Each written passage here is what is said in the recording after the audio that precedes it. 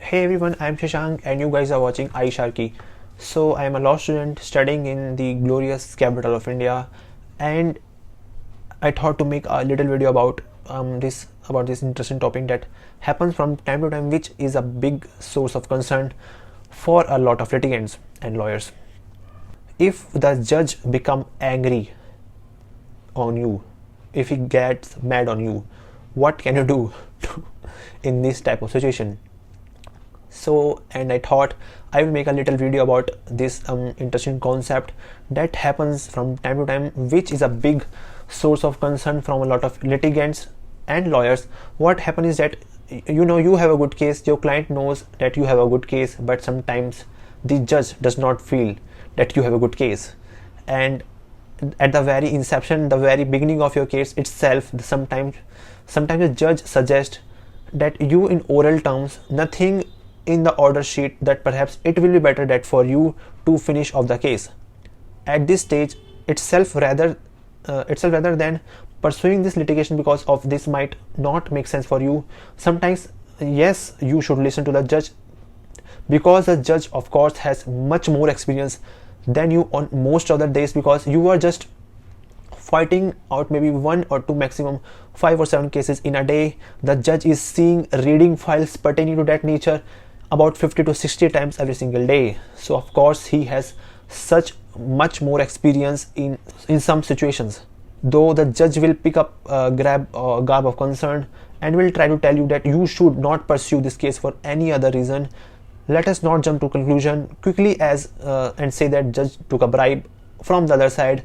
That does not happen as often you say might like to think. What does happen though, it sometimes complicated case, sometimes embarrassing cases, and in those situations sometimes the judge says, I don't want to deal with this messy situation, I'm going to be very strongly suggesting mediation in this matter, and mediation then settlement in the matter. And that this is precisely what happened a couple of months ago in matter of my client felt aggrieved by the actions of the defendant and damages against the other party. Now the judge of course has his duty bound to a certain extent suggest mediation. Both the parties says alright, we will try mediation.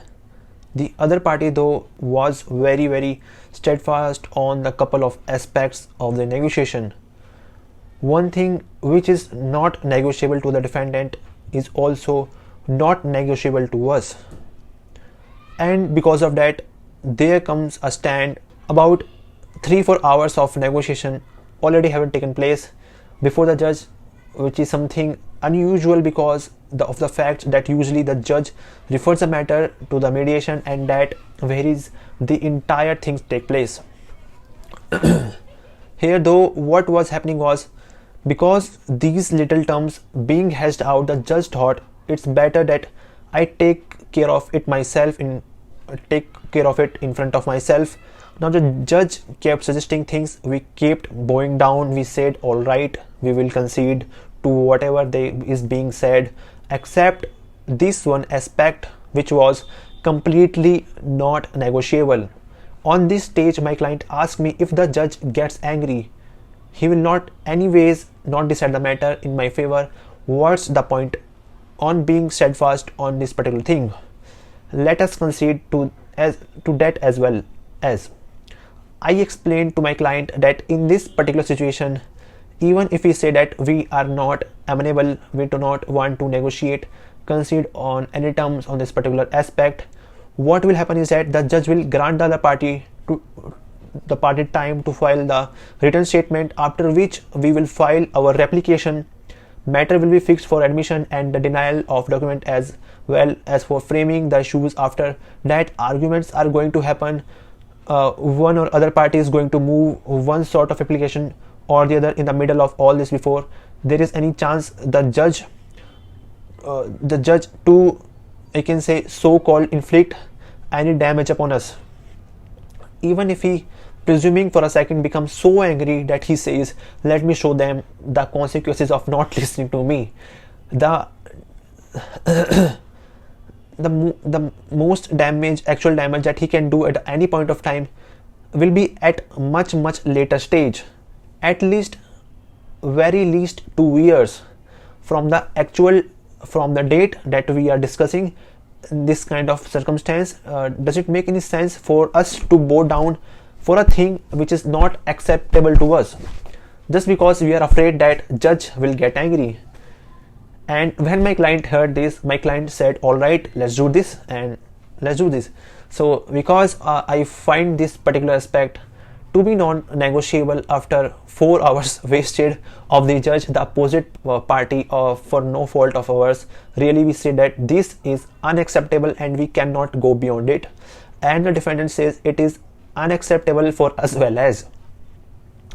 And the judge of course got angry, throws the matter 5 months down the line, which is completely fine with us, because we would still get what we wanted in all likelihood 2 or 3 or 4 or 5 years down the line, because the case of the client is genuine. He has a strong case and he is in no rush to get justice, to get the justice in that justice. In that circumstance, it makes a lot of sense to go beyond the judge, even if the judge is showing his anger, because even if the judge, the almighty judge, is very angry with you, has now tagged you as a bad guy, it doesn't matter on the most of occasions, because whatever damage angry judge can do to you can only happen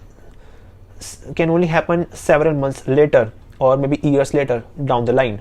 And secondly, more importantly, if a angry judge passes an order which is unacceptable to you, you can always have the remedy of approaching the appellate courts. And even if the appellate courts passes an order, there is always the Supreme Court of India to help you get out of any mess that any angry judge, whatever this judge can throw on your way, you have a way out of the scenario.